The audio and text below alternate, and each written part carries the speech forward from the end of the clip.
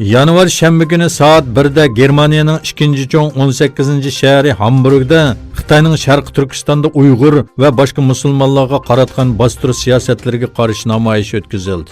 Manglagan namoyishchilar faoliyatni tashkil etgan Alvan Kantar va Hakan apandilarning boshchiligida Hamburg markaziy vokzalida to'planib, shahar markazigacha yurdi. Taxminan 1500 kishi qatnashgan keng ko'lamda namoyishga Myunxendan kelgan Uyg'urlar, Dunyo Uyg'ur qurultiyidan Asqarjon, Sharq Turkiston Majlisi raisi Seyit Abdulqodir Tomturk va Sharq Turkiston uchur va madaniyat markaziga vakolatan Abdusalom Rasul ishtirok qildi.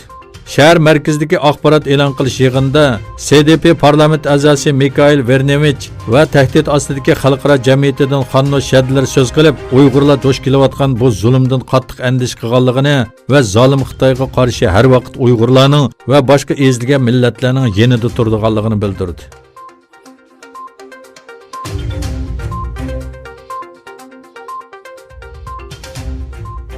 Dünya Uyg'ur qurultiyining raisi Dolqin Aysa ommaviy taratquv hisobida dadisining o'limi haqida bayonot e'lon qildi.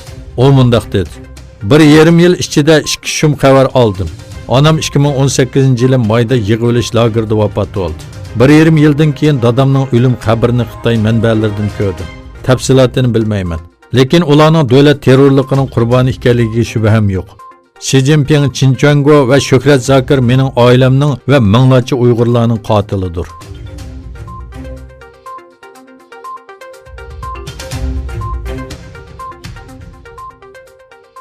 İstanbul Zeytinburnu'nda Türkmen eli, Şarkı Türkistan, Janubi Türkistan ve Suriye Türkmenlerinin qatnashishi bilan Türk dünyası futbol musobaqasi o'tkazildi.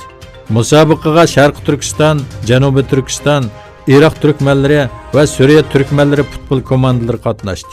Türk dünyası komandalari tunji maydon musobaqani o'ynadi. Oldimizgi kunlarda texnik ko'p taraflarning qatnashishi bilan davomlashadi.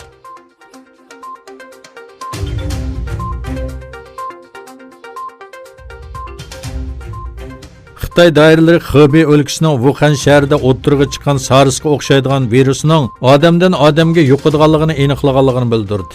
Xitoy taratqullarining xabar qilishicha, Davlat Sahiyya komiteti tarafidan bu xil virusni tadqiq qilish uchun tayinlangan guruhining boshlig'i mutaxassis Jonanshan o'pka yallig'iga sabab bo'ladigan virusning kishidan kishiga yuqqanligini bildirdi. Guangdong o'lkasida 2 kishiga bu virusning oila a'zolaridan yuqqanligini bildirgan Jang bu 2 kishining virus tarqatgan Wuhan shahriga bormaganligini, lekin ularning oila a'zolari Wuhandan qaytib kelgandan keyin kasallik bayqalganligini aytdi. Yana bir tarafdan Hong Kong mutaxassislari bu virusning SARS virusi bilan 80% o'xshib ketganligini bildirdi. Hong Kong, Koreya, Tayvan, Yaponiya va Taylandda bu kasallikning alomatlari ko'rilgan kishilar bayqaldi.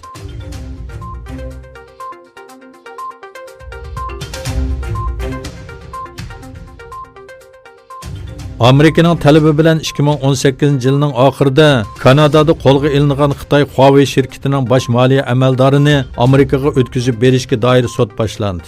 Huawei shirkatining qurg'uvchilarining qizi bo'lgan Meng Wanzhou Kanadaning Vancouver shahrida uyida nazarband qilingan edi. Washington doiralari Huawei shirkatining Amerikaning Eronga yurgizgan embargosiga xilof qilganligini va bu jarayonda Meng Wanzhouning bankalarni oldiganligini o'ttirg'a qo'ydi. Sotning tunji bosqichida Meng Wanzhou haqidagi ayblashlarning Amerika va Kanadada jinoyat hisoblanib hisoblanmaydiganligi haqida qaror chiqariladi. Beijing doiralari sud boshlanishidan burun Meng Wanzhouning amalba tezdan qo'yib berilishi haqida chaqiriq qildi.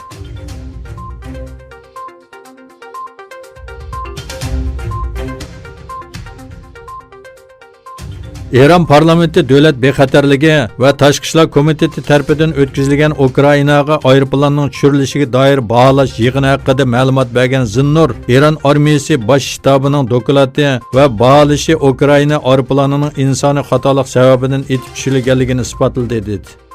Ukraina poytaxti Kiyevga berish uchun Tehron Imon Humayni aeroplandan yo'lga chiqqan Boeing 737 tipli aeroplan 8-yanvar chorshanba kuni saharda tushib ketgan bo'lib, aeroplandagi 176 kishining hammasi hayotidan ayrilgan.